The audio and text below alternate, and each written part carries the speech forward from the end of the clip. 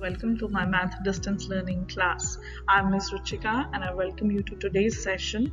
The topic for today, which is going to be very important for grade 11 and 12, will be approximating values of a function using local linearity and linearization. So let's dive into the video. So let me acquaint you with the learning objectives for today. In the session today, you are going to learn how to approximate a value on a curve using the equation of a tangent line.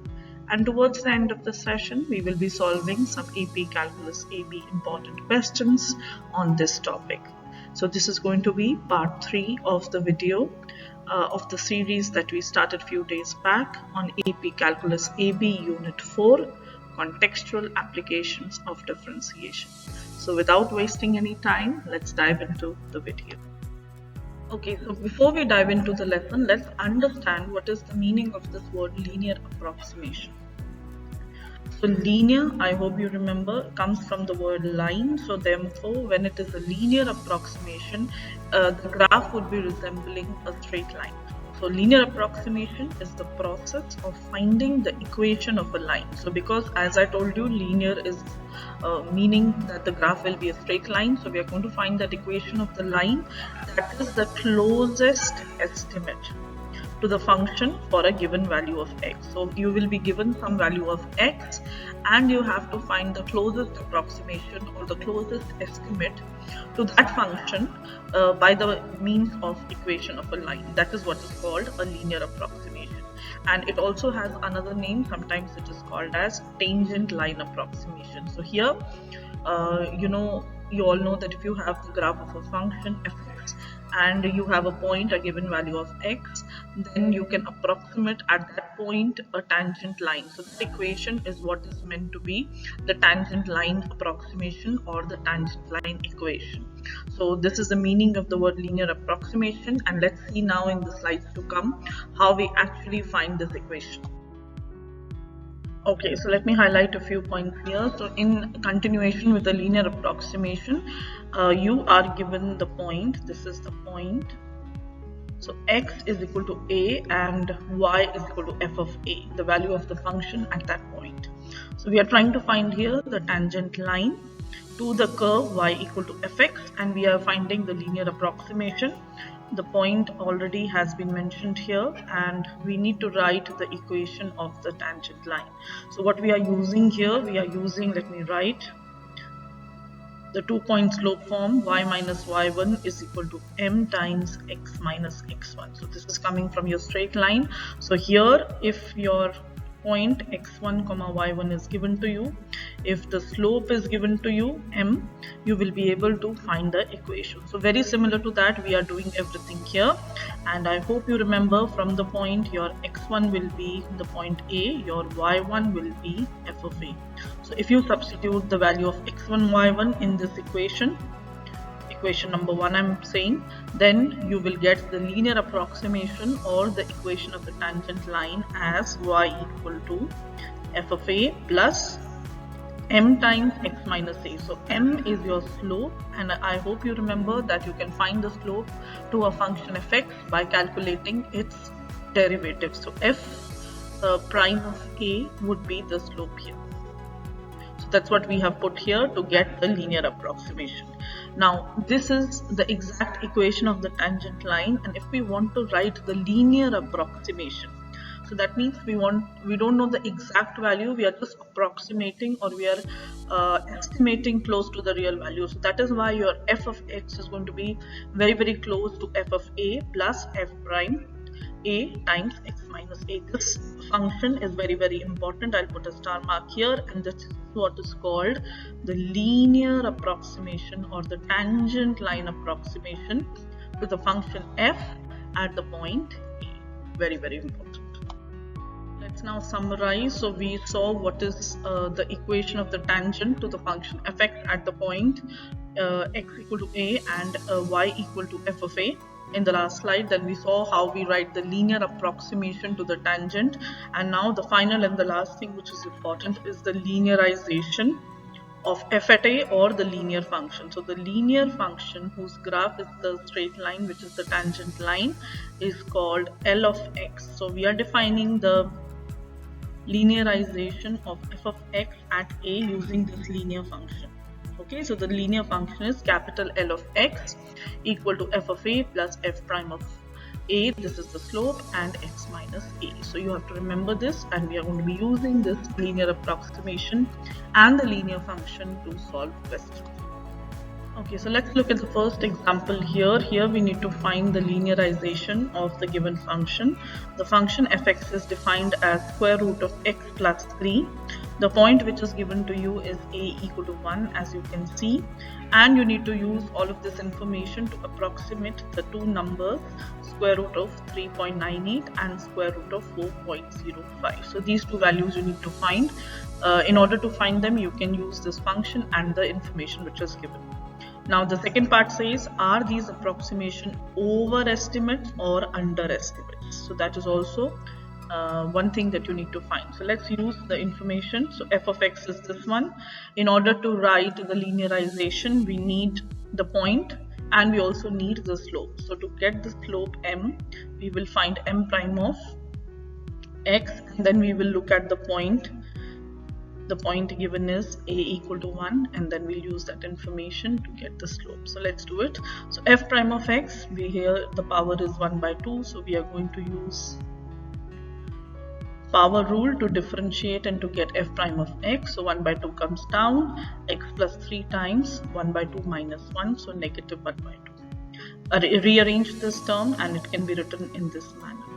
Now we are going to substitute the point a equal to 1. So f prime at the point 1, that's what we need. So you can just do substitution, put in place of x the point 1. So this will come out to be 1 by 2 times square root of 4. So square root of 4 is 2, so this will be 1 by 4. So you have got your slope. You also know that the function value at the point a. So a is 1, so you can find f of 1. That will be square root of 1 plus 3. So square root of 4, which is 2.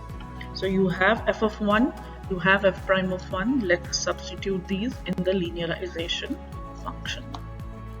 So your linearization function, let me write the equation once more, is L of x capital, which is f of a plus f prime of a times x minus a. This is the general form, and for this particular question your a is 1. So we are substituting a as 1 everywhere, and then you get this function. Now f of 1 we have already found is 2, so we are just substituting the values. F prime of 1 is also 1 by 4, so we will put 1 by 4 times x minus 1. Simplify, and this is what you get as the linearization function. So L of x, you can just write x plus 7 over 4. This is a linearization function. Now we need to find the two values also which were asked in the question. So the corresponding linear approximation, which is square root of x plus 3, if we want to calculate, this will be equal to 7 by 4 plus this. So this is what we have got till now. Let's now use this linearization function to estimate the two values which are asked in the question. Okay, so this is the first value that we need to find, square root of 3.98, and this is the second value, square root of 4.05. Now in order to use the linear approximation, we need to choose the suitable value of x. So this can be written as, this is actually x plus a, yeah, or here your point was 3, in fact x plus 3 would be the function. So 3, if I remove from here, then 0.98 is what is left. So we substitute in the linearization function the value of x as 0.98. So when you substitute, you simplify, this value comes out to be 1.995, and to get this value what we have used is the linearization function Lx that we found in the last slide. Very similar, we will be able to write the estimate of this. So again I can write this as 3 plus 1.05. So my value of x in this one will be 1.05. So let's substitute it here in the linearization function, simplify, and you will be getting, you can use your calculator here, 2.0125 as the value. So let's now take another example. This is from trigonometric function. So f of x is defined as sine of x, and you need to find again the linear approximation to this function. The point given is 0. So if x is 0, how much is your f of 0? That is sine 0 again 0. So that means the point which is given is 0, 0 or origin. To approximate this linear approximation, you can use the linearization function as we saw in the last question. So you have your point as 0, your f of a is also 0. Let's find f prime of a. So f prime of a, we need f prime of x, so derivative of sine x is cos x, and f prime at the point 0 is going to be cos 0, which is 1. So you have got all of these values. Now let's use substitution. We are going to substitute the point 0, 0 and the slope 1. You can pause the video and check your answer for the linearization function Lx. What do you get after you substitute these values? Okay, so after you plugged in all the values into the equation, your f of x or the linearization function should come out to be 0 plus x times 1, which is x. So your linearization function is nothing but x. So if you try to look at the graph of this function, then the graph of the linear approximation Lx is going to be a straight line. This is a linear function which is y equal to x. So it will be a straight line passing through the origin like this. This red line in the graph is y equal to x, which is the straight line or the tangent line approximation to the graph of sine x. And this blue graph, as you can see, is the graph of fx equal to sine x, and we are approximating at the point of origin 0, 0. So you can see at 0, 0 both the graphs, whether it is fx equal to sine x or y equal to x, the tangent line approximation, are somewhat behaving in a very similar way. So they both at the origin are having 0 as well. That's how you look at the graphical representation also of the linear approximation Lx to the graph of sine x. Okay, so let's solve this question now. This is an AP Calculus multiple choice question. So here the local linear approximation to the function g at x equal to this is already given to you. So the equation of the tangent line is given, y equal to negative 3x plus 4. And we can also write this in a different way because g is the local linearization approximation. So we can say g of x is going to be equal to y equal to this function. Already it is given, we need not find the equation. What we need to find is just the sum of these two values. So we need g of 6 plus g prime of 6. So the point that we are considering here is x equal to 6. So let's find the sum.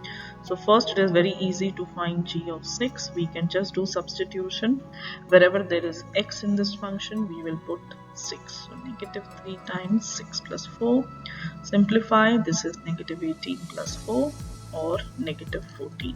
So your g of 6 we have got as negative 14. One part is done. Now we just need g prime at the point 6 and then we add them two and get our answer.